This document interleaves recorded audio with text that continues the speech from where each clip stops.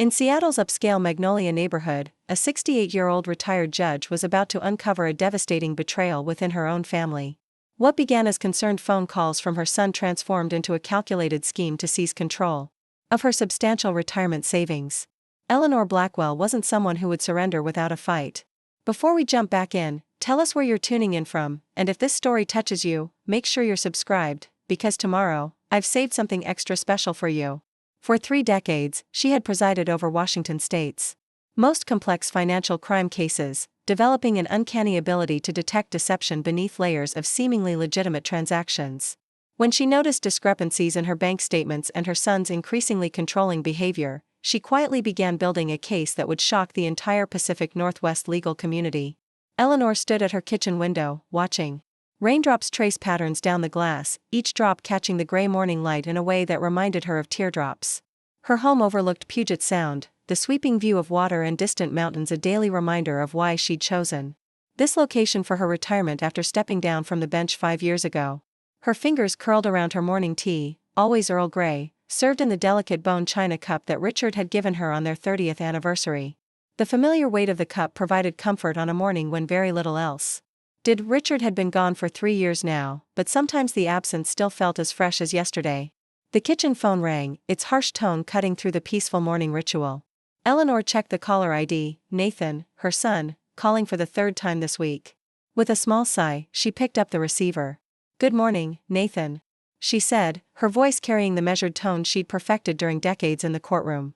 "Mom, have you taken your medication today?" Nathan's voice carried an edge of impatience barely disguised as concern. Eleanor glanced at the small pill organizer on the counter, Monday through Sunday, morning and evening, each compartment filled with the colorful array of medications that managed her mild hypertension and arthritis. Nothing serious, nothing that affected her mental capacity, despite what Nathan had begun suggesting to friends and family. "Of course I have," she replied. "I've managed my medication schedule for years without supervision. I'm just checking, Mom. You know Dr. Mercer mentioned some concerns about your memory at your last appointment." Eleanor frowned. Dr. Mercer had done no such thing. In fact, he'd commented on her exceptional health for someone approaching 70. These fabrications had been appearing more frequently in Nathan's conversations, small lies that seemed designed to make her question her own recollection of events. "Nathan, Dr. Mercer said no such thing, and I believe you know that." A heavy sigh from the other end of the line. "See, this is exactly what I'm talking about. You don't remember the conversation. It's okay, Mom. It happens to everyone as they age." Eleanor felt a chill that had nothing to do with the Seattle morning. This gaslighting, and she recognized it clearly for what it was, had been escalating over the past 6 months, ever since Nathan's investment firm had hit financial difficulties. The timing hadn't escaped her notice. "I have to go," Nathan continued. "Melissa and I will stop by this evening to check on you. We're bringing some paperwork I think we should discuss." After hanging up, Eleanor moved to her home office, a room that still reflected her professional life with its wall of legal texts and the heavy oak desk where she had studied case files even after long days in court. From the bottom drawer, she removed a leather-bound journal where she had begun documenting these concerning interactions with Nathan. October 17th, she wrote, adding today's date to the growing collection of entries. Nathan called claiming Dr. Mercer expressed concerns about memory issues. This is false. Last appointment was September 30th, Dr. Mercer noted exceptional cognitive function. Nathan mentioned bringing paperwork tonight. Must remain vigilant. Eleanor had begun keeping these records 3 months ago when she first noticed the pattern emerging. Nathan's increased concern about her well-being, coinciding with his requests to review her financial portfolios. His suggestions that she might be confused about transactions she questioned. The way he had begun speaking about her to others as if she were already incapacitated. At 68, Eleanor Blackwell was sharp as ever. Her retirement from the bench had been by choice, not necessity, and she still occasionally consulted on complex financial fraud cases when former colleagues requested her expertise. The irony wasn't lost on her. Having spent a career identifying financial predators, she now found herself watching for predatory behavior from her own son. The doorbell rang precisely at 6. Eleanor composed herself, straightened her silk blouse, and moved to the entryway with the dignified posture that had commanded respect in her courtroom for 30 years. Nathan and his wife Melissa stood on the porch, both dressed in business attire despite the evening hour. Nathan carried a leather portfolio that immediately set Eleanor's internal alarms ringing. "Who better than your son?" Nathan replied. Someone who knows you, cares about you, and has the financial expertise to manage your assets properly. Eleanor stood, drawing herself to her full height with the same posture that had commanded respect in her courtroom for decades. Nathan, I want you to leave my home now. Any further communication can go through my attorney. Nathan's expression shifted to something between frustration and triumph. This reaction only confirms my concerns, Mom. Irrational anger, paranoia.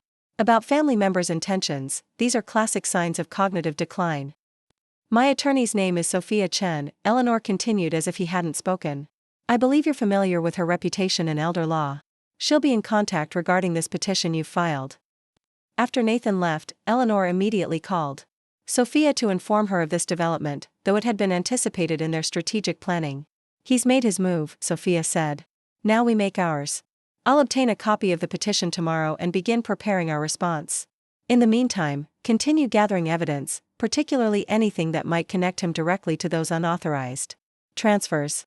That night, Eleanor sat in her home office, reviewing the timeline she had constructed of Nathan's behavior alongside the suspicious financial transactions. The pattern was clear to her. Each escalation in Nathan's claims about her mental state corresponded with periods of increased financial pressure on his business. What she still lacked was the smoking gun, irrefutable evidence linking Nathan directly to the unauthorized transfers. She recalled a technique she had seen prosecutors use in complex financial crime cases, creating circumstances where perpetrators revealed their own guilt through attempts to cover their tracks. Perhaps a similar approach might work here. The next morning, Eleanor visited her bank again, this time to make a significant change to her accounts. Margaret, she explained to the manager, I'd like to transfer the majority of my liquid assets to a new account, one that won't appear on any of my existing statements. Margaret looked concerned. Judge Blackwell, that's an unusual request. May I ask why? I have reason to believe someone is monitoring my finances without authorization, Eleanor explained truthfully. This is a protective measure recommended by my attorney. With Margaret's assistance, Eleanor established a new account and transferred all but $50,000 from her primary accounts. The transaction would appear on her next statement, a statement that would almost certainly be accessed by whoever had created the unauthorized online banking profile. Then she waited, maintaining her normal routine while the surveillance system recorded every corner of her living room and office. 3 days passed before Nathan called, his voice carrying a tension Eleanor immediately recognized. Mom, I was thinking of stopping by this evening. There are some details about the upcoming court date we should discuss. I'm not interested in discussing anything without my attorney present, Eleanor replied. This is exactly why I'm concerned. Nathan's frustration broke through. You're treating your son like an adversary instead of someone trying to help you. Nevertheless, that's my position. Despite her refusal, Nathan arrived at her door that evening, his expression a mixture of anger and what appeared to be genuine panic. You need to let me in, Mom. This is important. Eleanor allowed him into the foyer but no further. I've been clear about not discussing legal matters without my attorney. This isn't about the guardianship, Nathan insisted, though his agitation suggested otherwise. I've just heard concerning news about some unusual activity in your accounts. A large withdrawal. I'm worried someone might be taking advantage of you. The irony of his concern might have been amusing under different circumstances. My finances are not your concern, Nathan. They are when you're making irrational decisions. His composure cracked completely. What have you done with the money, Mom? Where have you moved it? Eleanor felt a surge of satisfaction, not at her son's distress, but at the confirmation of her suspicions. The only way Nathan could know about the transfer was if he was monitoring her accounts without authorization. How do you know about any transfers in my accounts, Nathan? She asked calmly. He froze, suddenly aware of his mistake. The bank called me. They were concerned. That's impossible, Eleanor replied. The bank has strict confidentiality policies. They wouldn't call you about my private transactions without my explicit authorization, which I certainly haven't given. Nathan's expression shifted through several emotions, anger, panic, calculation, before settling into something harder. This is exactly why you need supervision, Mom. Moving large sums without consultation, becoming paranoid about normal family concern. The judge will see that you're no longer capable of managing your affairs. We'll see what the judge has to say, Eleanor agreed. Now, I'd like you to leave. After Nathan's departure, Eleanor reviewed the surveillance footage, which had captured his inadvertent admission to monitoring her accounts. Combined with the bank's documentation of the unauthorized online access, it created a compelling picture of financial exploitation. The following morning, she met with Sophia to share this development. "This is significant," Sophia confirmed. "He's essentially admitted to unauthorized account monitoring. But we still need to connect him directly to the fraudulent transfers to build the strongest possible case." "I believe I know how to do that," Eleanor replied, outlining a plan that drew on her decades of experience observing how financial criminals often revealed themselves when under pressure. With Sophia's agreement, Eleanor implemented the next phase of her strategy. She visited the bank and arranged for a specific sum, $5,000, to be transferred from her remaining funds to a special account Sophia had established for evidence gathering. This transfer would appear on her statement with a vague description: consultation services, estate planning. The bait was set. If Nathan was indeed responsible for the previous unauthorized transfers, this ambiguous transaction might prompt him to make a critical mistake. Sure enough, 3 days later, the special account recorded an attempted transfer. Someone had tried to move the $5,000 to the same unknown account that had received the previous unauthorized transfers. The attempt had failed because Sophia had placed special security measures on the account, but the attempt itself was recorded, complete with IP address and timestamp. Sophia immediately filed for an emergency injunction to freeze Nathan's assets pending investigation and submitted their evidence to the court in response to his guardianship petition. She also forwarded the documentation to the district attorney's office, as the evidence now strongly suggested criminal financial exploitation of a senior. The court date for the guardianship hearing arrived on a clear December morning. Eleanor dressed with the same care she had once shown when presiding over her own courtroom, a tailored navy suit, minimal jewelry, her silver hair neatly styled. The appearance of competence mattered in legal proceedings, something she understood better than most. The Seattle courthouse held a strange familiarity, though she now approached it from a different entrance than she had for 3 decades. As she and Sophia walked through security, several court officers recognized her, offering respectful nods and "Good morning, Judge Blackwell," greetings that bolstered her confidence. Nathan was already seated with his attorney when Eleanor entered the courtroom. He looked smaller somehow, his usual confident posture diminished. When he saw Eleanor, he quickly looked away, unable to meet her gaze. Judge Harriet Williams presided, a woman Eleanor knew by reputation but had never worked with directly. Judge Williams reviewed the file with careful attention before addressing the courtroom. "This is a petition for guardianship in the matter of Eleanor Blackwell," she began. "Before we proceed, I should note that the court has received significant supplementary filings from Ms.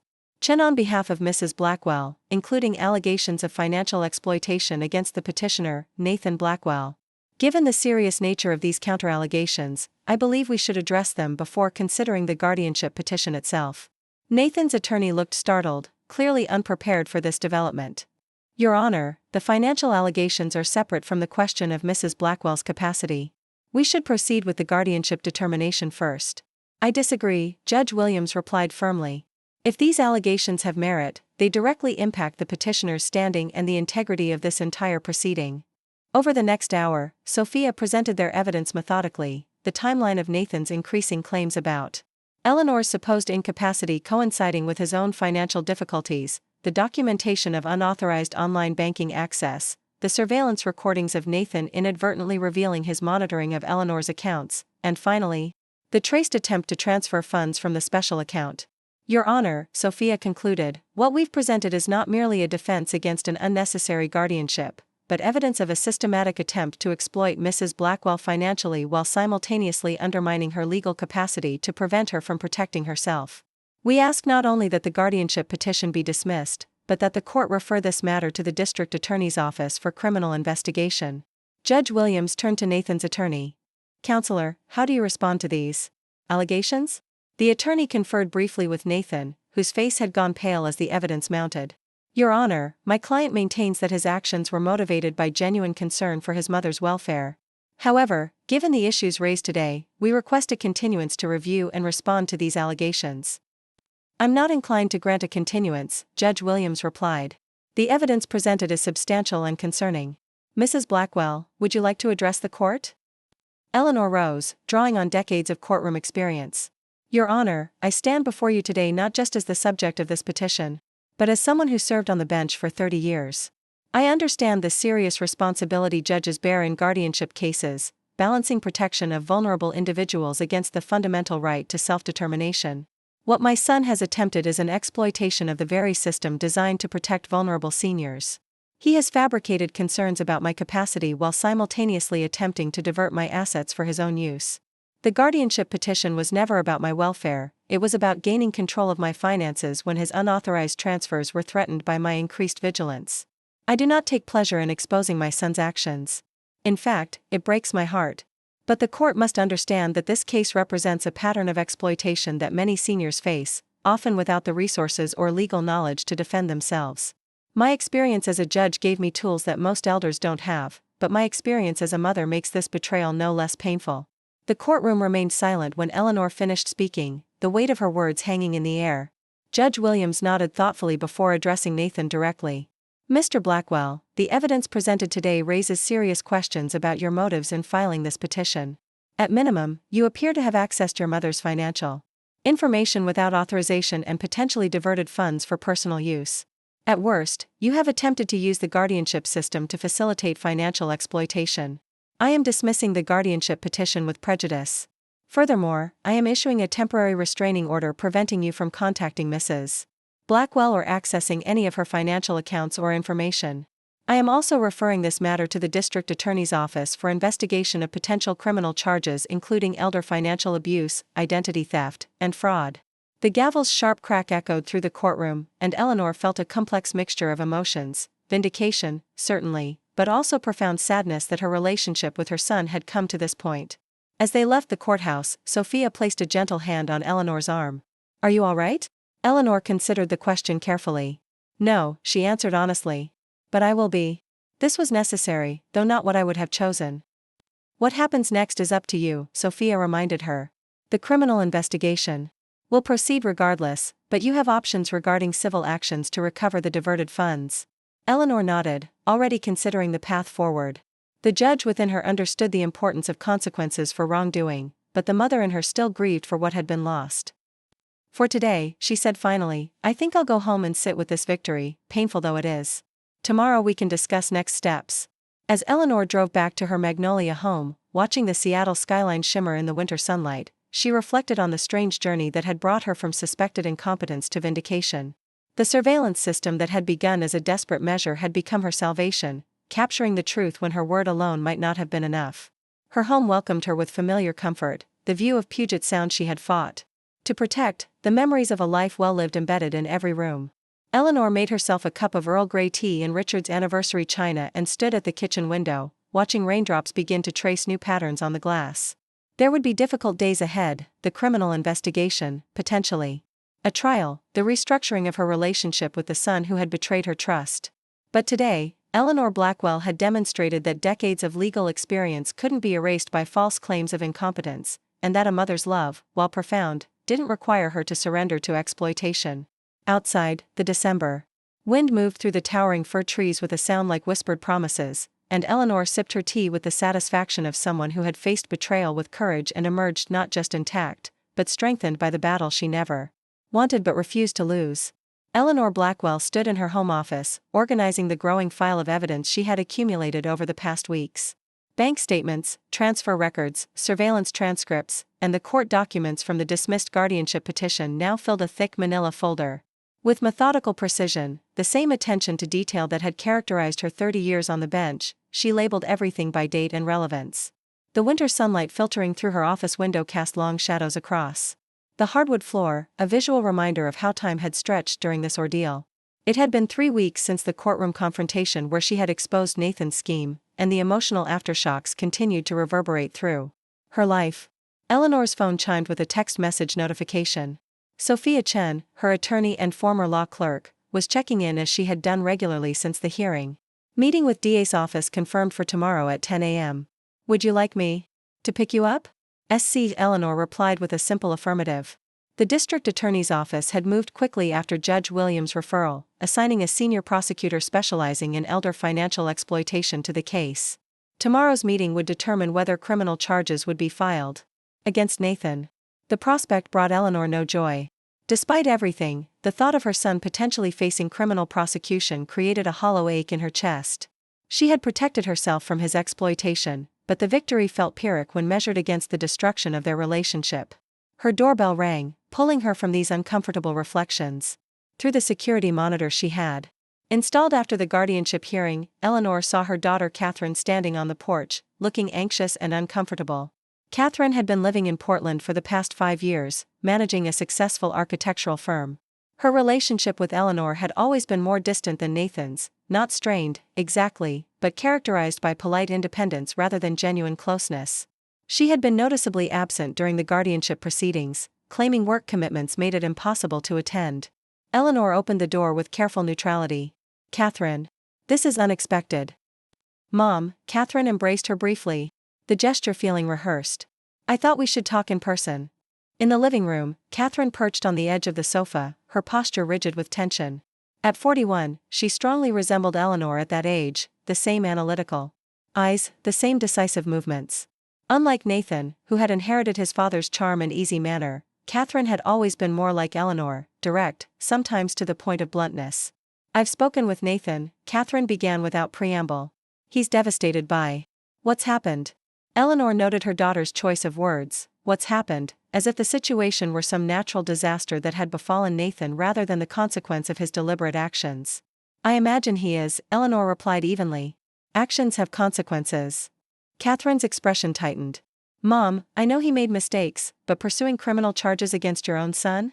Couldn't this be handled within the family?" Eleanor studied her daughter carefully, wondering how much Catherine actually knew about the situation. "What exactly did Nathan tell you about what happened?"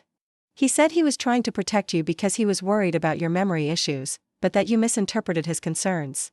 He admitted he shouldn't have accessed your accounts without permission, but he insists he was just monitoring for unusual activity, not stealing. And the $40,000 transferred from my accounts to his over the past 8 months? Was that monitoring as well?" Catherine looked genuinely startled. "He didn't mention any transfers. He said, this was all about you overreacting to his concerns about your health." "I see." Eleanor rose and retrieved the evidence file from her office. "Perhaps you should review the actual evidence before forming opinions about who's overreacting." She laid out the bank statements showing the unauthorized transfers, the documentation of the falsely created online banking profile, and the record of Nathan's attempt to divert funds from the special account Sophia had established. "This isn't about family disagreement, Catherine. This is systematic financial exploitation.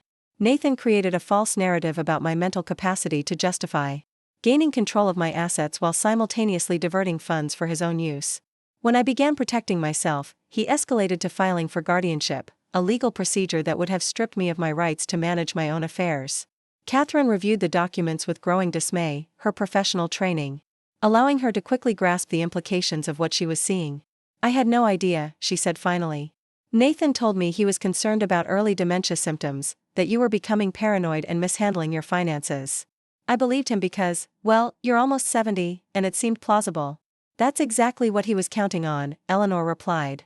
Age-based assumptions made his story credible, even to you. But ask yourself, have you observed any actual evidence of cognitive decline in our interactions? Catherine looked genuinely uncomfortable. "No, but I haven't seen you much in the past year." And Nathan was so convincing. He even mentioned consulting with your doctor. "Another fabrication," Eleanor said. "My doctor has documented my excellent cognitive health." Nathan was building a false narrative, and he used your distance from the situation to his advantage. They sat in silence for several moments, Catherine continuing to review the evidence with the focused attention Eleanor recognized from her own approach to complex problems. "Why?" Catherine asked finally. "Nathan doesn't need money. His investment firm is failing," Eleanor interrupted gently. "The firm has lost several major clients over the past year after allegations of mismanagement. Nathan has been using client funds to maintain the appearance of success while actually operating at a significant loss. My retirement savings became his solution to a growing financial crisis." "How do you know this?" "I was a financial crimes judge for 3 decades, Catherine. Once I recognized the pattern in my own accounts, I began investigating more broadly. The Securities Division of the Department of Financial Institutions has opened an investigation based on information I provided." Catherine set down the documents, her expression hardening into something more resolute. "I owe you an apology, Mom. I should have questioned Nathan's claims more thoroughly. I should have spoken with you directly instead of accepting his version without verification." "Yes, you should have," Eleanor agreed, not unkindly. "But Nathan has always been persuasive, and your relationship with me has never been as close as I might have wished." The frank assessment hung between them, neither comfortable nor entirely uncomfortable, simply true. I'd like to change that, Catherine said after a moment. Not just because of this situation with Nathan, but because I realize I've been maintaining distance based on assumptions rather than reality. Eleanor nodded, allowing herself to feel cautious hope about this unexpected opening. I'd like that too. But I need to be clear about something. I will not be dropping the criminal investigation, regardless of my personal feelings about Nathan. What he attempted is serious, and there may be other victims through his investment firm who deserve justice. I understand, Catherine said, and for the first time, Eleanor believed that perhaps she did. What happens next? Tomorrow I meet with the district attorney's office. They'll determine whether to file formal charges based on the evidence. Catherine hesitated, then asked the question that clearly troubled her most. If they do pursue charges, how far are you willing to go with this? Would you testify against Nathan in court? Yes, Eleanor replied without hesitation. Not out of vindictiveness, but because it's necessary. The system only works when those with the courage and capacity to speak do so. The following morning, Sophia arrived precisely at 9:30 to drive Eleanor to the district attorney's office. The familiar King County courthouse brought back memories of Eleanor's years on the bench, the weight of decisions made, lives altered by her rulings, the constant striving to balance justice with compassion. Assistant District Attorney Marcus Powell greeted them in the conference room.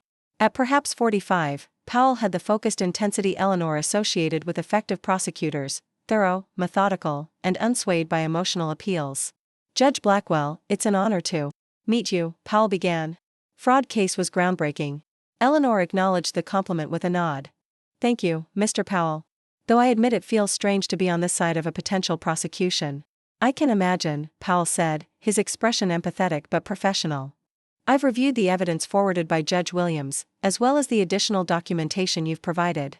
Before we discuss potential charges, I want to confirm that you understand what a criminal prosecution would entail, particularly given that the subject is your son. I understand completely, Eleanor replied. I spent 30 years watching families navigate the criminal justice system. I harbor no illusions about the process or its impact. Powell nodded, satisfied with her response. Then let me outline where we stand. The evidence supports potential charges of financial exploitation of an elder, identity theft, wire fraud, and attempted misuse of the guardianship system. If convicted on all counts, your son could face up to 15 years in prison, though. As a first-time offender, the actual sentence would likely be substantially less. The clinical assessment of Nathan's potential punishment landed heavily despite Eleanor's mental preparation. Sophia reached over and briefly squeezed her hand in silent support. We have enough to proceed without a grand jury indictment, Powell continued. However, there is another factor to consider. The Securities Division investigation you initiated has uncovered evidence that your son's exploitation may extend beyond your accounts. There appear to be at least 5 other elderly clients of his investment firm who have experienced similar unauthorized transfers, though none have yet filed complaints. This revelation, while not entirely surprising given what Eleanor had uncovered about Nathan's business practices, added a new dimension to the situation. This wasn't just about her, there were other victims who might lack her resources and legal knowledge to protect themselves. What would you need from me? If you proceed with charges? Eleanor asked. Your testimony would be crucial, Powell explained. You would need to detail the pattern of exploitation, the false claims about your mental capacity, and how you gathered the evidence. Defense counsel would almost certainly attempt to undermine your credibility by suggesting that age-related cognitive issues made you misinterpret legitimate family concern as exploitation. I'm well aware of how defense strategies work, Mr. Powell, Eleanor replied with a hint of dry humor. I've heard every possible argument during my years on the bench. Powell smiled briefly. Of course, Judge. I don't mean to be condescending. The point is that this would not be easy, personally or legally. Your son has resources and connections that most defendants lack. Justice isn't supposed to be easy, Eleanor said, quoting a phrase she had often used in her own courtroom. It's supposed to be necessary. After discussing the specifics of potential charges and the likely timeline for proceedings, Eleanor and Sophia left the courthouse with the understanding that formal charges would likely be filed within the week. As they walked to the car, Sophia observed, "You're holding up remarkably well." "I've had decades of practice not showing emotion in legal settings," Eleanor replied. "That doesn't mean I'm not feeling it." "Of course," Sophia said gently. "Just remember that maintaining professional composure doesn't mean you have to process this alone. The psychological impact of family betrayal is significant, regardless of your legal experience. Eleanor nodded, appreciating Sophia's concern while simultaneously recognizing her own tendency to compartmentalize difficult emotions. It had served her well during her judicial career, allowing her to make clear-headed decisions in emotionally charged cases.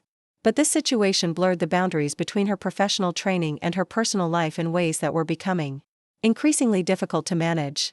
That evening, alone in her home, Eleanor found herself standing before the wall of family photographs in the hallway, a visual timeline of birthdays, graduations, holidays, and ordinary moments that had shaped her family's history. Nathan as a toddler, proudly showing off a finger painting. Nathan at his high school graduation, beaming beside his father. Nathan at his wedding to his first wife, years before Melissa entered the picture. The progression of images told a story of connection that now felt like fiction, or perhaps more accurately, like a book whose final chapters had revealed the protagonist to be the villain all along. How had the smiling boy in these photographs become someone capable of systematically exploiting his own mother?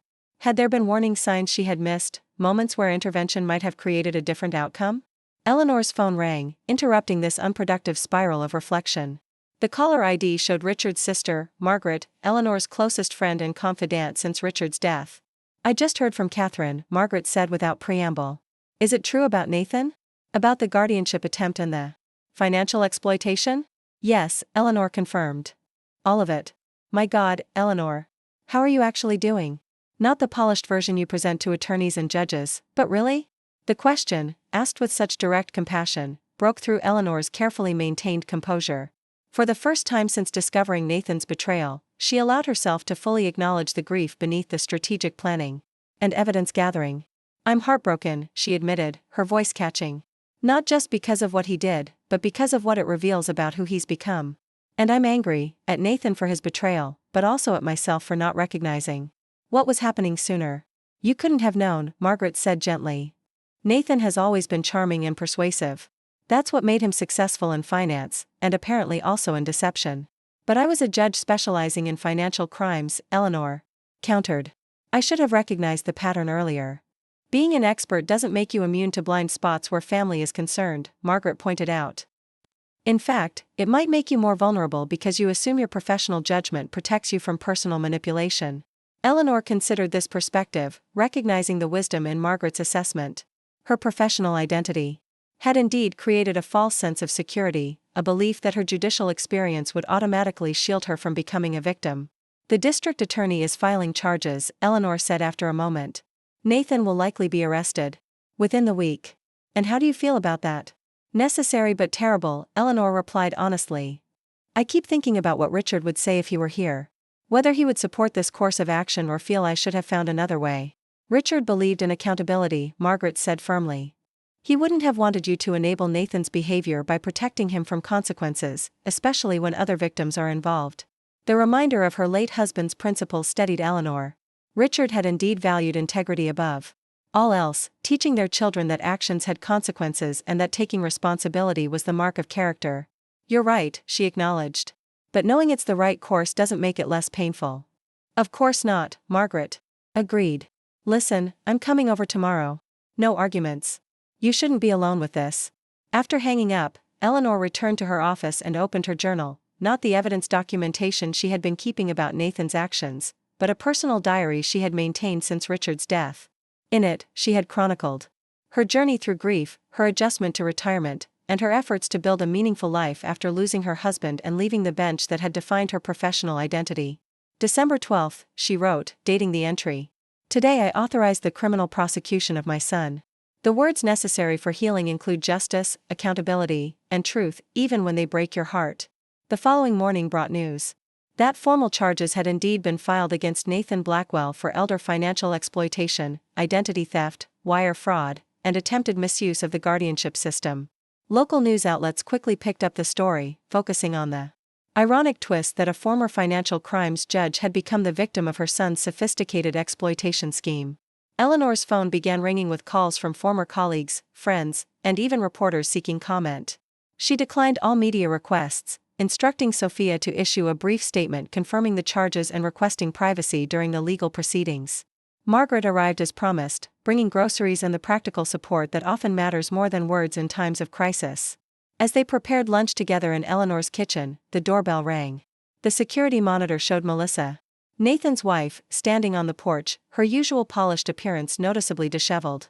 Eleanor hesitated, unsure whether engaging with Melissa was wise given the pending criminal charges. You don't have to speak with her, Margaret reminded her. I know, Eleanor replied.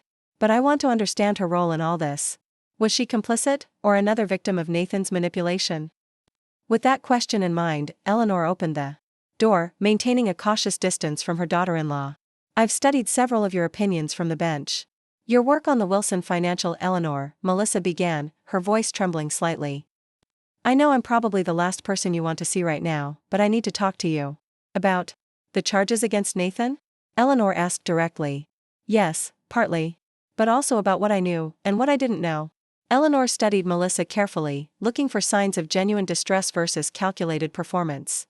Her years on the bench had made her adept at distinguishing between authentic emotion and rehearsed displays intended to manipulate. Come in, she decided, leading Melissa to the living room where Margaret sat in silent support. Melissa sank into the armchair, looking physically diminished compared to her usual confident presence. They arrested Nathan this morning, she said. The footage was on the local news, him being led out of his office in handcuffs. It's surreal. I imagine it is, Eleanor replied neutrally. What do you want to discuss, Melissa? I need you to know that I didn't understand the full extent of what Nathan was doing, Melissa said. I knew he was concerned about your memory. And I knew he was monitoring your accounts, but he told me it was to protect you from making financial mistakes. And you believe that? Eleanor asked. I wanted to, Melissa admitted. Nathan can be very convincing when he presents things as being for someone else's benefit. But I never knew about the transfers to our account. I never saw that money. Eleanor considered this claim skeptically. The transfers went directly to a joint account with both your names on it. Are you saying you never noticed an extra $40,000? Melissa looked genuinely uncomfortable. Nathan handles all our finances. I have a separate personal account for my expenses, but I don't monitor the joint accounts. He's the financial expert, I trusted his management. Just as you trusted his assessment of my mental capacity? Yes, Melissa acknowledged. I should have questioned more. I should have spoken with you directly instead of accepting Nathan's version of events. The echo of Catherine's similar realization wasn't lost on Eleanor. Both women had accepted Nathan's narrative without verification, a testament to his persuasive abilities, but also to the ease with which assumptions about elderly decline could override direct evidence of capacity. Why are you here now? Eleanor asked directly. What do you want from me? Melissa hesitated, then spoke with what appeared to be genuine remorse. I'm not asking you to drop the charges. What Nathan did was wrong, and I understand why you're pursuing this legally. But I wanted you to know that I filed for divorce. I can't stay with someone who would exploit his own mother and lie so convincingly about it. And I wanted to apologize. For my role in all this, for the times I supported Nathan's claims about your health, for not seeing what was really happening. Eleanor absorbed this information, considering its implications. Melissa's divorce filing suggested she was indeed distancing herself from Nathan's actions rather than standing by him through the legal proceedings. Whether this represented genuine moral conviction or simply self-preservation remained unclear. I appreciate your apology, Eleanor said carefully. But trust, once broken, isn't easily restored. I need time to process everything that's happened. After Melissa left, Margaret helped Eleanor make sense of this latest development. Do you believe her? Margaret asked. About not knowing about the transfers? Partially, Eleanor replied. I think she may not have known the specifics, but she chose not to look too closely at financial arrangements that benefited her. There's a kind of willful ignorance that allows people to avoid confronting uncomfortable truths. Like Catherine. Accepting Nathan's claims about your mental state without verification? Exactly. It was easier to believe I was declining than to consider that Nathan might be lying. Age-based assumptions are powerful things. They allow even loving family members to discount an elder's perceptions in favor of a more convenient narrative. The observation struck at the heart of what had made Eleanor most vulnerable despite her professional background and financial resources. The cultural readiness to attribute an older person's concerns to confusion or paranoia created fertile ground for exploitation, even by family members who claimed to be acting out of love. That evening, Eleanor received a call from Assistant District Attorney Powell with an unexpected development. Judge Blackwell, I wanted to inform you that your son's attorney has reached out regarding a possible plea agreement. Already? Eleanor asked, surprised by the timing. Nathan was only arrested this morning. Yes, which suggests they recognize the strength of our case. The attorney has indicated that Mr. Blackwell might be willing to plead guilty to reduced Charges in exchange for a lighter sentence, particularly one that might avoid prison time. Eleanor considered this development carefully. A plea agreement would spare her the emotional toll of testifying against her son in open court and would ensure some level of accountability without the uncertainty of a trial. However, it might also result in consequences that failed to reflect the seriousness of Nathan's actions. "What are your thoughts, Mr. Powell?" she asked. From a practical standpoint, plea agreements allow us to secure convictions without the resource expenditure of trials.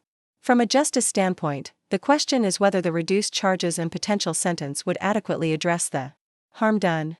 And what about the other potential victims from his investment firm? That's a key consideration, Powell acknowledged. A plea agreement could include requirements for full disclosure of client accounts and restitution to any other victims identified. It might actually provide faster relief to those individuals than waiting for the conclusion of a trial. "I see," Eleanor said. "What would you need from me regarding this potential agreement? As the primary victim, your input matters significantly. While the final decision rests with our office, I would want your perspective on what justice looks like in this case." After ending the call, Eleanor sat in her office, surrounded by the evidence she had so carefully gathered, contemplating what true justice would mean in this extraordinary situation. The prosecutor was essentially asking her to help determine her own son's fate, a position no mother should ever have to occupy, yet one that her unique background had perhaps prepared her for. Eleanor opened her journal again and began writing, not about the legal implications or strategic considerations, but about the deeper questions of healing, accountability, and what it would mean to move forward from this profound betrayal. The words flowed from a place beyond her judicial training, from the heart of a mother facing the unthinkable choice between justice and mercy for a child who had become a stranger. The King County Courthouse stood imposing against the winter sky, its granite facade unchanged since Eleanor had first entered it as a young attorney 4 decades earlier. Now, on a crisp January morning, she approached the building not as the respected judge she had been for 30 years, but as the primary victim in a case of elder financial exploitation against her own son. Assistant District Attorney Marcus Powell met Eleanor and Sophia in a small conference room adjacent to the courtroom where the plea hearing would take place. He carried a leather portfolio containing the final agreement that had been negotiated over the past 3 weeks, a document that represented countless hours of discussion, legal analysis, and painful soul-searching. "Judge Blackwell," Powell began, his tone respectful but somber. "I want to review the terms one final time before the hearing. The agreement requires Nathan to plead guilty to elder financial exploitation and wire fraud. The identity theft and guardianship abuse charges will be dropped in exchange for his cooperation." Eleanor nodded, having already reviewed and approved these terms. "And the sentencing recommendations?" 3 years, with all but 6 months suspended, followed by 5 years of probation. "Full restitution to you and any other victims identified through the audit of his investment firm. Permanent revocation of his financial licenses and certifications. And mandatory counseling." The sentence represented a compromise between accountability and mercy, one that Eleanor had helped craft after considerable reflection on what justice truly required in this situation. "Are you comfortable with these terms?" Powell asked. "Once the judge accepts the plea, this becomes final." "Yes," Eleanor replied, her voice steady despite the weight of the moment. "It addresses the harm done while allowing for the possibility of rehabilitation. That's what our justice system should strive for." Powell nodded appreciatively.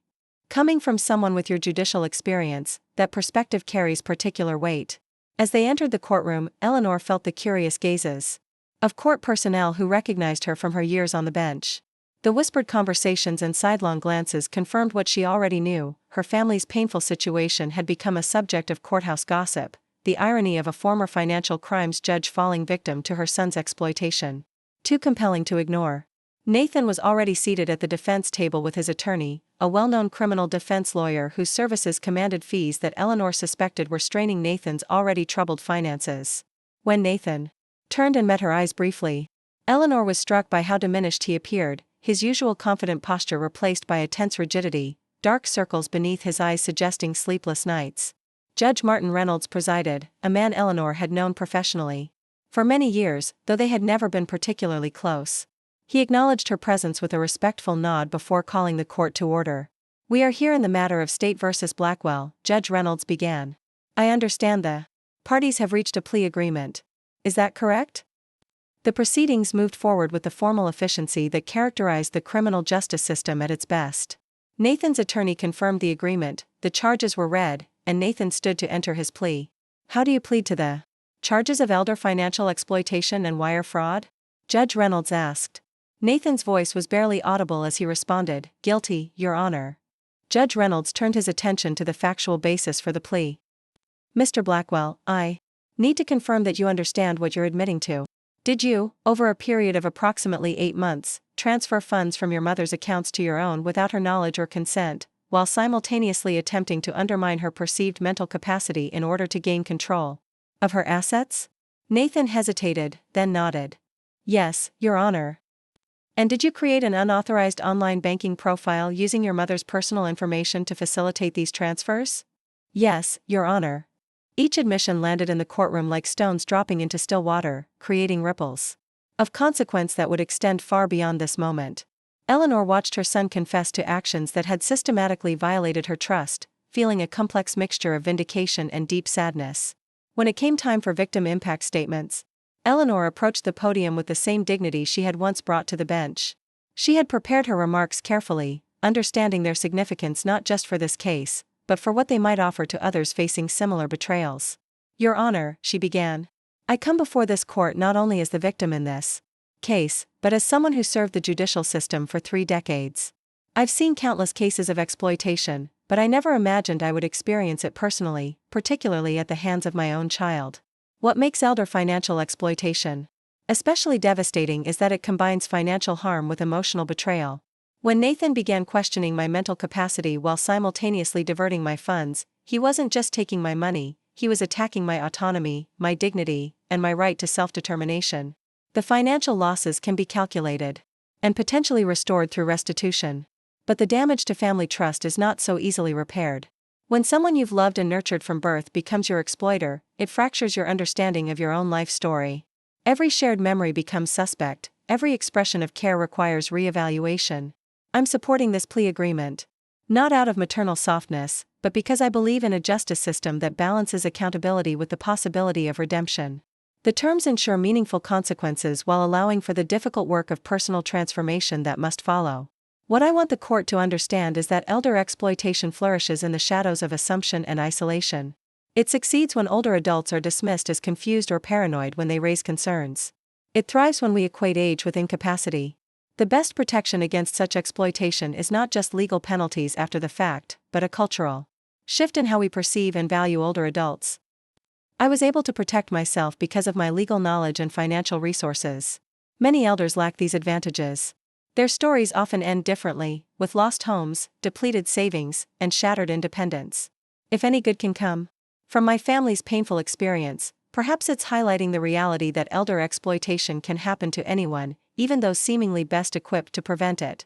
Eleanor concluded her statement and returned to her seat, aware of the profound silence that had fallen over the courtroom. Even Judge Reynolds, known for his impassive demeanor, appeared visibly moved. After reviewing the plea agreement in detail, Judge Reynolds addressed Nathan directly. "Mr. Blackwell, your actions represent a profound breach of trust against the person who gave you life and raised you. That you would systematically exploit your mother while attempting to undermine her autonomy is deeply troubling. That you would do so to someone who devoted her career to protecting others from financial exploitation adds a layer of irony that this court cannot ignore. I am accepting this plea agreement not because I believe the sentence fully reflects the gravity of your actions, but out of respect for your mother's wishes and her belief in the possibility of rehabilitation. However, I want to be clear, any violation of the terms of your probation will result in the immediate imposition of the suspended portion of your sentence. With the formal pronouncement of sentence and the scheduling of Nathan's surrender date to begin his 6-month incarceration, the hearing concluded. As Eleanor rose to leave, she found herself face to face with Nathan for the first time since his arrest. "Mom," he began, his voice unsteady. Not here," Eleanor interrupted quietly. "This isn't the place for that conversation." Nathan nodded, understanding in his expression as he was led away by his attorney. Whatever words might pass between mother and son in the future would not be in the public theater of a courtroom, but in the private space where genuine accountability might begin. Outside the courthouse, reporters had gathered, alerted to the high-profile case involving a former judge and her financial advisor's son. Eleanor had anticipated this media interest and had prepared a brief statement with Sophia's assistance. "Justice has been served today through our legal system," she told the assembled journalists. "But the work of healing and rebuilding begins now." Elder financial exploitation affects thousands of seniors annually, many without the resources or knowledge to protect themselves. If my experience brings greater awareness to this issue, then some good will have come from this painful chapter. As cameras flashed and questions were called out, Eleanor maintained her composure, deflecting attempts to sensationalize the family tragedy while emphasizing the broader social issue of elder exploitation. When one reporter asked if she could ever forgive her son, Eleanor paused thoughtfully before responding. Forgiveness is a process, not an event. It begins with accountability and truth-telling, which has started today. Where it leads is yet to be determined. By the time Eleanor returned home, exhaustion had settled into her bones, not just the physical fatigue of a tense day in court, but the emotional depletion that came from maintaining public dignity while navigating private heartbreak. She found Catherine waiting on her porch, a gesture of support that touched Eleanor deeply. "I watched you on the news," Catherine said as they entered the house together. "You were magnificent, focused on the issue rather than the drama." Classic Judge Blackwell. Eleanor smiled faintly at her daughter's assessment. Years of practice. Keeping personal feelings off the bench. Though this was admittedly different. In the kitchen, Catherine prepared tea while Eleanor settled at the table, removing her formal blazer and allowing herself to relax for the first time that day. "How are you really doing?" Catherine asked, placing a steaming cup before her mother. "I'm processing," Eleanor replied honestly. "There's relief that the legal portion is largely resolved, but the emotional work is just beginning." Catherine nodded thoughtfully. "I've been thinking about that. About how we move forward as a family from here." The question hung between them: how does a family rebuild after such fundamental betrayal? What shape could their relationships take after the seismic shifts of the past months? "I don't have easy answers," Eleanor admitted. "But I know that whatever comes next must be built on honesty rather than comfortable illusions. That's the lesson in all of this, how destructive unexamined assumptions can be." "Like my assumption that Nathan's concerns about your health were legitimate," Catherine acknowledged. "Or that age automatically equals decline." "Exactly. And my own assumption that my professional background made me immune to exploitation." They sat in contemplative silence, the steam from their tea cups rising between them like the questions that had no simple answers. Finally, Catherine spoke again, her voice carrying new resolve. "I've been offered a position with a Seattle architecture firm. I'm considering taking it." Eleanor looked up, surprised by this revelation. "You'd leave Portland? Your practice is well established there." "It is," Catherine agreed. "But this experience has clarified some priorities for me. I've kept myself at a comfortable distance from family matters, using work as justification. That distance created space for Nathan's manipulation to flourish. I don't want to repeat that mistake." The potential of having Catherine closer, of rebuilding their relationship while navigating the aftermath of Nathan's betrayal, felt like an unexpected gift amid the wreckage. "I'd welcome that," Eleanor said simply. "If it's truly what you want." "It is," Catherine confirmed. "And there's something else. The firm specializes in accessible design for seniors, creating living spaces that support independence and dignity throughout aging. Given recent events, it feels like meaningful work." Eleanor recognized the symmetry in this, how Catherine might transform their family trauma into professional purpose, just as Eleanor herself had begun considering how her experience might inform advocacy work around elder justice issues. The following morning brought another unexpected development. A letter arrived from Nathan, sent before he had surrendered to begin serving his 6-month sentence. Eleanor recognized his handwriting on the envelope, the neat precision that had characterized his school assignments decades earlier. She carried the unopened letter to her office, setting it on her desk while she prepared herself emotionally for whatever it might contain. After a lifetime of judicial discipline, Eleanor knew the importance of approaching difficult communications with clear-eyed presence rather than reactive emotion. Finally, she opened the envelope and unfolded the single page it contained. "Mom, words feel wholly inadequate for addressing what I've done, yet silence would be an additional wrong. This letter isn't a request for forgiveness I haven't earned, but an attempt to acknowledge the truth without justification or excuse. I betrayed your trust in the most fundamental way possible. I exploited your maternal love while attempting to undermine your autonomy. I convinced myself that my financial pressures justified actions I would have condemned in anyone else. I lied to others about your capacity to make my exploitation seem like protection. Each step represented a moral failure I must now fully confront. The plea agreement offers external accountability, but the internal reckoning is just beginning. I've started working with a therapist to understand how I became someone capable of harming the person who gave me life and has always supported me. This isn't to excuse my actions, but to ensure I never repeat them. I don't know if a relationship between us is possible in the future. That decision rests entirely with you, and I would understand if the answer is no. What I do know is that regardless of your decision, I owe you the work of becoming someone worthy of trust again, whether or not that trust is ever extended. With profound regret and the beginning of genuine understanding, Nathan. Eleanor read the letter twice, searching for the manipulative undertones she had learned to recognize in Nathan's communications over the past months. Instead, she found something that felt like the beginning of authentic accountability, not yet redemption, but perhaps its prerequisite. She placed the letter in her journal, neither responding immediately nor dismissing the overture. True. Healing would require time and evidence of sustained change, not just well-crafted words. Eleanor had presided over enough cases involving profound harm to understand that genuine transformation was possible but never quick or simple. That afternoon, Eleanor received a call from Marcus Powell at the district attorney's office with an unexpected request. Judge Blackwell, the county's Elder Justice Task Force, is organizing a training symposium for law enforcement, prosecutors, and social service providers on recognizing and responding to financial exploitation. Given your unique perspective as both a former judge and someone who has experienced exploitation firsthand, they're hoping you might consider speaking. The invitation represented an opportunity to transform personal trauma into professional purpose, to use her experience to strengthen the systems meant to protect vulnerable elders. When is this symposium? Eleanor asked. Next month. I know it's soon, but your insights would be invaluable, particularly regarding how perpetrators use assumptions about aging to facilitate exploitation. After considering the request, Eleanor agreed. I'll do it. But I'd like to suggest expanding the program to include a panel of other exploitation survivors. My experience as a former judge makes my situation atypical. Others might face different barriers to protection and justice. That's an excellent suggestion, Powell responded enthusiastically. Would you be willing to help identify potential panelists? Your connections in the legal community might help us reach people who would otherwise be reluctant to share their experiences. By the time she ended the call, Eleanor had committed not just to speaking at the symposium, but to helping develop a comprehensive training program that could potentially be replicated statewide. The prospect of channeling her painful experience into systemic improvement provided a sense of purpose that had been missing since her retirement from the bench. As January gave way to February, Eleanor's days developed a new rhythm centered around this advocacy work.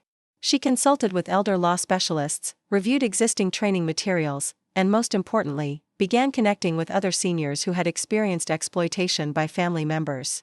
These conversations proved both challenging and illuminating. Unlike Eleanor, most victims lacked legal backgrounds, financial resources, or supportive family members who could help them navigate complex systems. Many had faced dismissal when they first reported concerns, their complaints attributed to confusion or paranoia until financial losses became too significant to ignore. They kept telling me I was just forgetful when I said money was missing, explained Martha, a 78-year-old former teacher whose grandson had systematically drained her retirement accounts. By the time anyone believed me, he had taken almost everything. The bank manager knew my daughter wasn't authorized on my accounts, shared Robert, an 82-year-old veteran whose daughter had forged his signature on withdrawal slips. But she was so convincing about helping her confused old dad that they processed the transactions anyway. Each story reinforced Eleanor's understanding of how ageism created fertile ground for exploitation. When seniors' perceptions were routinely discounted based solely on their age, they became perfect targets for those who could present themselves as concerned caregivers while actually serving as predators. Eleanor incorporated these insights into the training presentation she was developing, emphasizing the need for professionals to approach seniors' concerns with the same seriousness they would give younger adults. She developed specific recommendations for financial institutions, law enforcement agencies, and social service providers based on both her judicial experience and her personal encounter with exploitation. As the date of the symposium approached, Eleanor received an unexpected email from Melissa, Nathan's soon-to-be ex-wife. The divorce proceedings were moving forward, and Melissa had been cooperating with investigators examining Nathan's investment firm for additional victims. I've been going through financial records, Melissa wrote. I found evidence that might help identify other clients who experienced unauthorized transfers similar to yours. I'd like to share this information with the district attorney's office, but wanted to check with you first, given the sensitivity of the situation. The email represented another piece of the complicated puzzle Eleanor was assembling about her son's activities. Melissa's willingness to assist the investigation suggested she had indeed been unaware of the full extent of Nathan's financial manipulation, or at least was now choosing to distance herself from it completely. Eleanor forwarded the email to Marcus Powell with her recommendation that they meet with Melissa to review the evidence she had uncovered. Whatever personal feelings remained about her daughter-in-law's role in the family breakdown, Eleanor's commitment to identifying all victims took precedence. The day before the Elder Justice Symposium, Catherine arrived to help Eleanor prepare, bringing dinner and offering to review the presentation slides one final time. "Are you nervous about tomorrow?" Catherine asked as they worked together in Eleanor's office. "Not nervous exactly," Eleanor replied. "Public speaking has never bothered me after decades in the courtroom.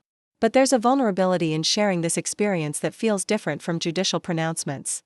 Catherine nodded thoughtfully. "You're not just explaining legal principles tomorrow.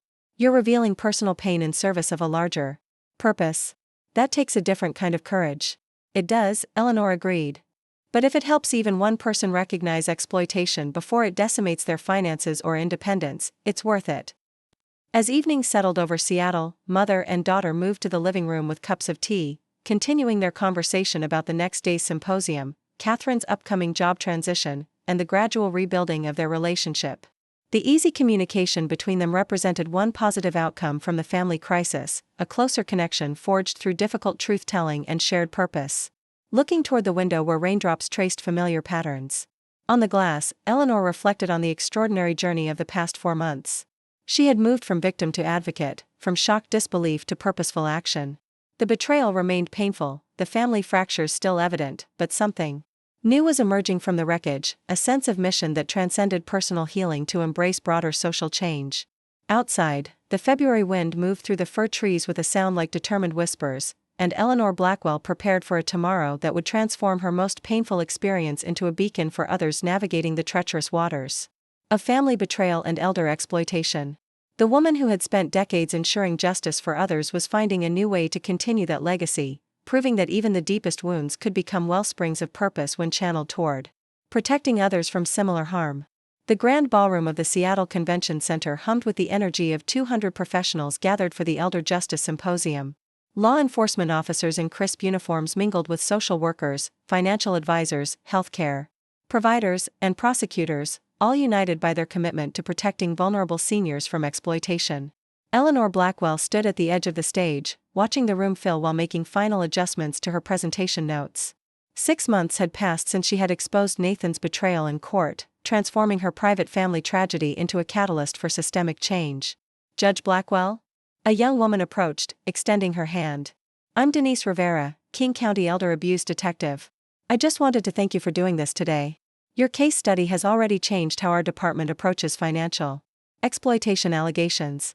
Eleanor smiled, recognizing the sincere appreciation in the detective's eyes. "I'm glad something constructive is emerging from a difficult situation." "More than something," Detective Rivera assured her. "Your analytical breakdown of how exploitation evolves and the psychological tactics used against seniors has become required reading in our department. You've given us a roadmap for investigations that previously might have been dismissed too quickly." Before Eleanor could respond, Marcus Powell appeared at her side, clipboard in hand. "We're ready to begin whenever you are, Judge." The panel participants are all seated and prepared for the discussion portion following your keynote. Eleanor nodded, taking a deep breath as she prepared to address the audience. The journey from victim to advocate had been neither simple nor painless, but standing here today represented a triumph of purpose over shame, of transformation over trauma. The symposium moderator introduced Eleanor with a detailed overview of her judicial career and a more delicate reference to her personal experience with the issues being discussed. As Eleanor took the podium, the room fell silent, professionals leaning forward in anticipation of insights from someone who uniquely straddled both sides of the elder justice equation.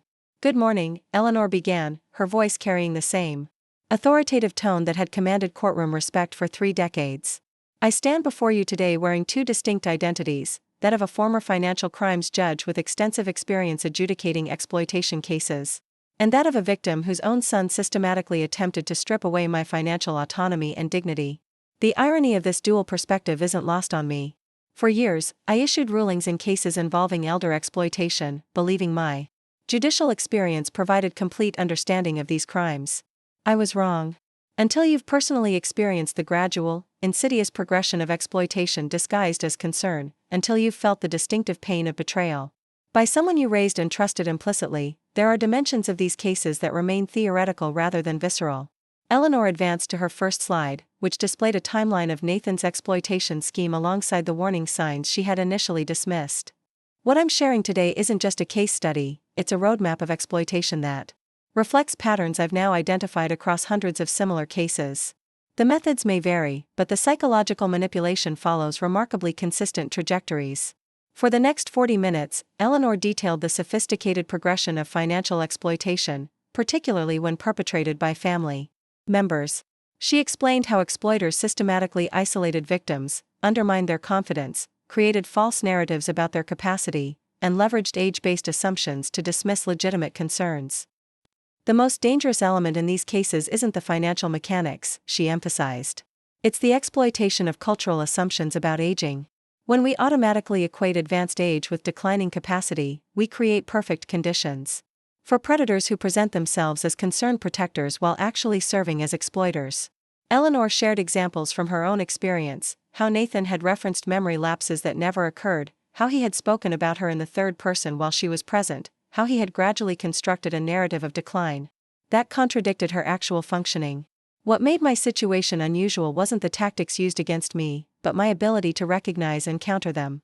My judicial background gave me tools that most seniors lack: knowledge of legal protections, understanding of evidence gathering, and relationships within the justice system. For the average elder facing exploitation, these resources simply don't exist. She advanced to a slide showing statistics on elder financial exploitation, the estimated $36 billion lost annually, the small percentage of cases reported, the even smaller percentage that resulted in any form of justice or restitution.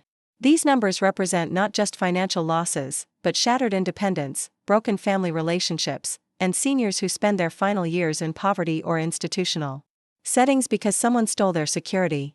Behind each statistic is a human being who worked decades to build what was taken from them, often by those they trusted most. Eleanor concluded her formal presentation with a call to action that blended professional expertise with personal passion. As professionals, we must examine our own biases about aging and capacity. We must recognize that dismissing seniors' concerns as confusion or paranoia can enable exploitation to continue unchecked. We must create systems that presume capacity rather than incapacity, that treat elders' reports with the same seriousness we would give younger adults. My experience taught me that justice in these cases isn't just about financial restitution or criminal penalties. It's about restoring dignity, autonomy, and voice to those who have been silenced by both their exploiters and sometimes by the very systems meant to protect them.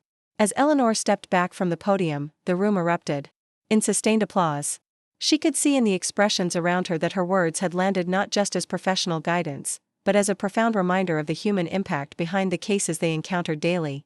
The panel discussion that followed brought together Eleanor with 4 other seniors who had experienced exploitation by family members. Their stories spanned different circumstances: a son-in-law who had stolen retirement funds, a nephew who had manipulated a power of attorney, a daughter who had forged checks, a granddaughter who had initiated a false guardianship petition. What united their experiences was the initial dismissal they had encountered when reporting concerns. Financial institutions had questioned their recollection rather than investigating transactions. Family members had attributed their allegations to confusion or ingratitude. Even law enforcement had sometimes suggested these were family matters rather than crimes. The bank manager actually patted my hand, shared Gloria, an 83-year-old former nurse whose grandson had stolen over $200,000. He said, Now, I'm sure you just forgot authorizing these withdrawals. I was a charge nurse for 40 years, managing medication schedules for entire hospital wings. I didn't just forget anything." The audience's reaction to these accounts revealed growing understanding, nods of recognition from officers who had perhaps made similar dismissive assumptions, uncomfortable shifting from financial professionals who saw their industry's practices reflected in these stories. During the Q&A session, a bank compliance officer raised her hand. "Judge Blackwell, what specific policies would you recommend financial institutions implement to better protect seniors without imposing paternalistic restrictions that undermine autonomy?" Eleanor appreciated the thoughtful question that went to the heart of the tension in elder protection: how to provide safeguards without infantilizing capable adults. Financial institutions should implement systematic verification protocols for unusual transactions, regardless of the customer's age, Eleanor replied. The key is applying these consistently rather than targeting seniors specifically. Additionally, when concerns about exploitation arise, investigate the transactions rather than questioning the elder's recollection or capacity. Assume competence. First, not confusion. By the symposium's conclusion, Eleanor had fielded dozens of questions, connected with professionals across multiple disciplines, and witnessed the beginning of what she hoped would be meaningful policy discussions. The event represented just one step in her evolving advocacy work, but the response suggested it was a significant one. As attendees filed out, Detective Rivera approached again, this time with her supervisor, Lieutenant James Wilson. Judge Blackwell, Lieutenant Wilson began, the presentation today was exceptional. We're developing a specialized elder justice unit within our department, and we'd like to engage you as a consultant to help train our officers and develop investigation protocols. Your perspective bridging legal expertise with personal experience would be invaluable. The invitation represented another unexpected doorway opening from what had initially seemed like the closing of her professional life. I'd be interested in discussing that further, Eleanor replied. My schedule has become surprisingly full, but this work aligns perfectly with my current focus. Catherine, who had attended the symposium to support her mother, joined the conversation. You might need an assistant soon to manage all these opportunities, Mom. This is the third consulting request today. Eleanor smiled at her daughter's observation. At 68, when many of her contemporaries were reducing professional commitments, she found herself building what amounted to a second career focused on elder justice and advocacy. After making arrangements to meet with Lieutenant Wilson the following week, Eleanor and Catherine left the convention center, stepping into the crisp spring afternoon that hinted at Seattle's reluctant transition from winter. You were magnificent, Catherine said as they walked toward the parking garage. The way you transformed something so painful into something so purposeful, it was inspiring to watch. It feels right, Eleanor admitted. Using this experience to prevent others from facing similar situations gives meaning to what otherwise would just be family tragedy. Speaking of family, Catherine said carefully, I received a letter from Nathan yesterday. He's being released next week. Eleanor nodded, having received official notification from the probation department regarding Nathan's completion of his 6-month incarceration. Has he indicated his plans after release? He mentioned starting counseling immediately and looking for employment outside the financial sector. He also asked about you, whether you might be open to communication at some point. Eleanor had been preparing herself for this inevitable juncture since Nathan's sentencing. The question of what relationship, if any, might be possible moving forward had rested in the background of her mind while she focused on advocacy work. I'm not ready for direct contact, she said honestly. But I wouldn't object to updates about his progress through you, if you're comfortable with that role. Catherine nodded, understanding the complexity of Eleanor's position. I think that's reasonable. Rebuilding trust, if it's even possible, would require substantial evidence of change over time. That evening, Eleanor sat in her home office, updating the journal she had maintained throughout this journey. What had begun as evidence documentation had evolved into a chronicle of transformation, not just her personal healing, but the systemic changes she was helping to create. May 15th, she wrote, dating the entry. Today's symposium confirmed what I've increasingly recognized, that purpose can emerge from pain when we refuse to remain isolated in our experience. The professionals I met are genuinely committed to improving elder protection, but many lacked understanding of how exploitation actually feels from the inside. Bridging that gap between professional knowledge and lived experience seems to be the role I'm meant to play in this next chapter. As spring blossomed into summer, Eleanor's advocacy work expanded in directions she couldn't have anticipated. The consulting arrangement with the police department evolved into the development of a comprehensive training program being adopted by law enforcement agencies across Washington state. Her analytical framework for identifying exploitation risk factors attracted attention from national elder justice organizations, leading to speaking engagements and policy consulting opportunities. Most significantly, Eleanor initiated a peer support network for seniors who had experienced family exploitation, creating the community resource she had needed but couldn't find during her own crisis. The monthly meetings provided both emotional support and practical guidance, with financial advisors, attorneys, and counselors volunteering their expertise to help participants rebuild their security and independence. On a warm July afternoon, Eleanor prepared for one of these support group sessions, reviewing her notes in the sunlit dining room that had become her informal planning space. Catherine arrived early to help set up, bringing fresh flowers from her garden for the community center where they held the meetings. I have news, Catherine said as they gathered materials. Nathan has completed his first 6 months of probation with perfect compliance. He's working at a construction company, continuing therapy twice weekly, and volunteering at a homeless shelter on weekends. Eleanor absorbed this information thoughtfully. The reports Catherine had shared over the past months suggested Nathan was indeed committed to rebuilding his life on more honest foundations. While Eleanor remained cautious about their personal relationship, she felt genuine hope for his rehabilitation. "That's good to hear," she replied sincerely. "Sustainable change requires consistent effort over time."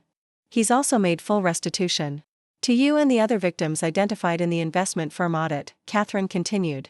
The probation officer mentioned it was unusual to see restitution completed so quickly. This detail caught Eleanor's attention.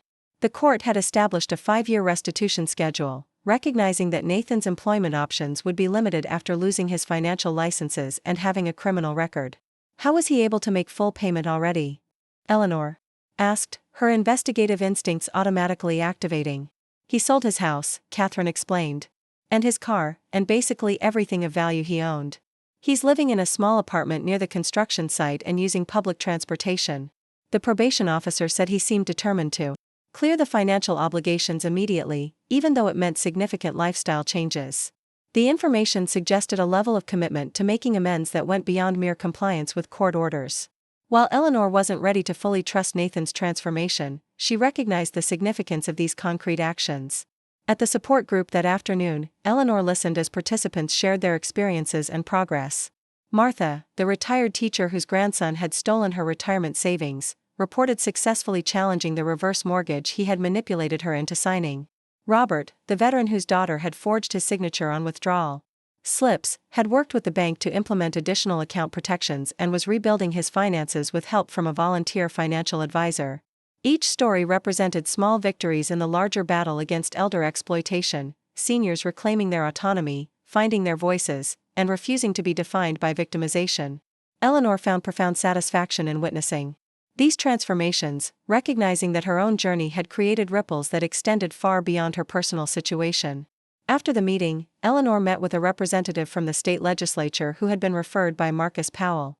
Senator Diane Lopez was developing comprehensive elder justice legislation and wanted Eleanor's input on provisions related to financial exploitation. The current laws have significant gaps, Senator Lopez explained as they reviewed the draft bill, particularly regarding financial institutions' responsibilities and the standards for professional guardianships. Your experience highlights how these systems can be weaponized against seniors rather than protecting them.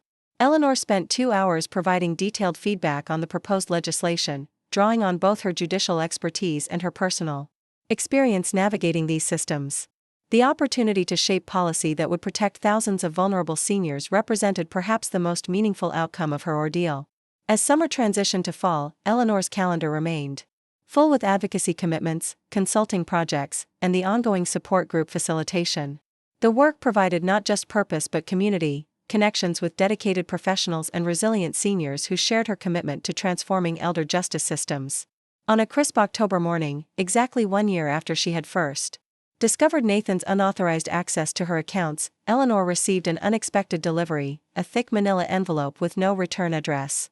Inside, she found a bound manuscript with a simple title, Confession and Commitment, a former financial exploiter's guide to recognizing and rejecting predatory behavior. The accompanying note was brief: "Mom, I've spent my incarceration and probation period trying to understand how I became someone capable of betraying the person who gave me everything." This manuscript represents that exploration, not as justification, but as a resource that might help others recognize and interrupt exploitation before it destroys families. I've submitted it to several organizations that work with at-risk individuals who might be tempted toward financial crimes.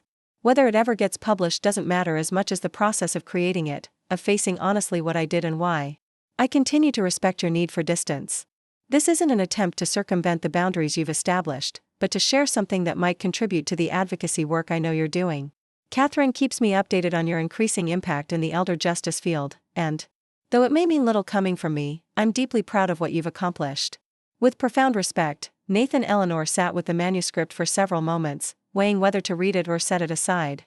Curiosity eventually won out, and she began reviewing the document that represented Nathan's attempt to transform his own wrongdoing into prevention guidance.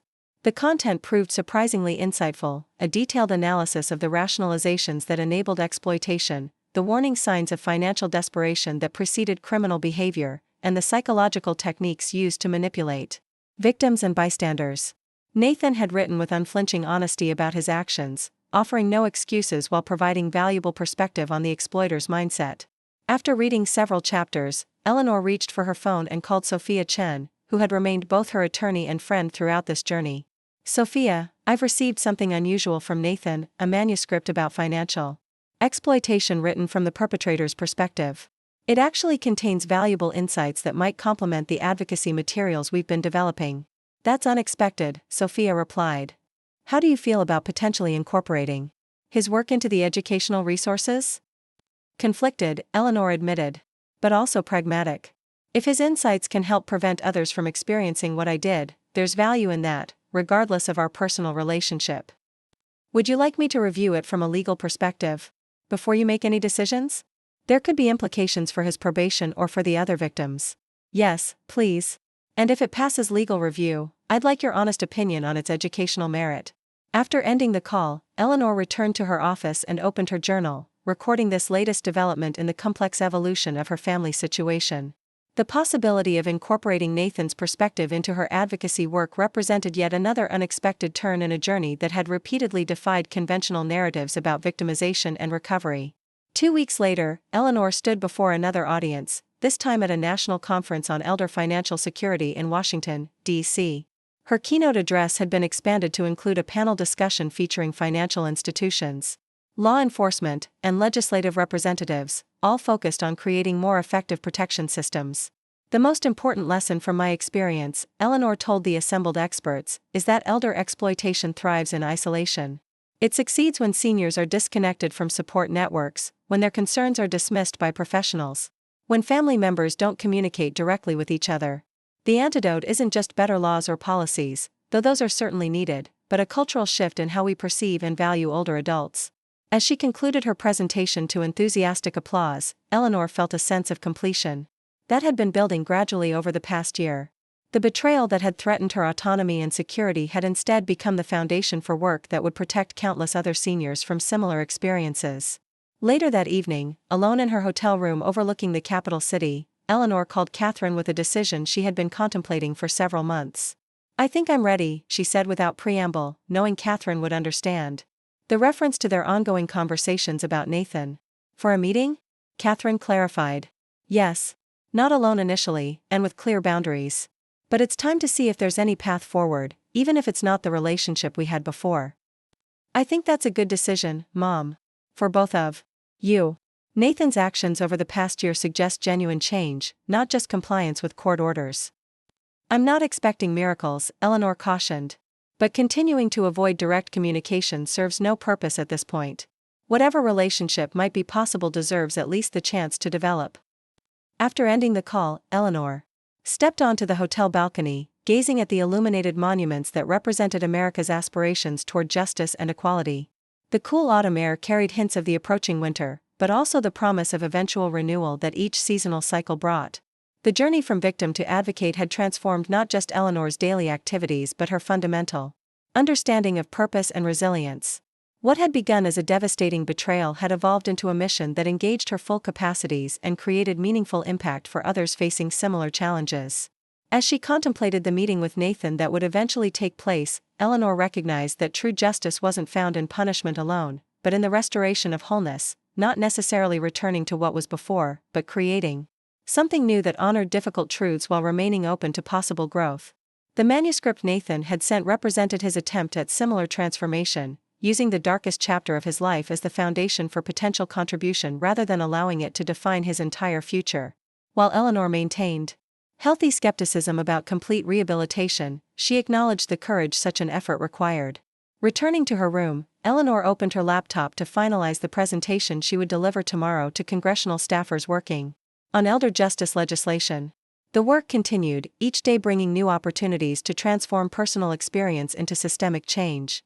Whatever happened with Nathan, this mission would remain her focus, using everything she had learned through betrayal and recovery to create stronger protections for those who might otherwise face exploitation without recourse. Outside her window, the October wind moved through the capital's iconic cherry trees, now well past their famous blooming season but preparing in their dormancy for next spring's renewal. Eleanor Blackwell watched the branches sway, finding in their resilient cycle a fitting metaphor for her own journey from esteemed judge to vulnerable victim to powerful advocate, each phase necessary to create the wisdom she now shared with others, navigating similar paths through betrayal toward purpose. Up next, you've got two more standout stories right on your screen. If this one hit the mark, you won't want to pass these up. Just click and check them out. And don't forget to subscribe and turn on the notification bell so you don't miss any upload from us.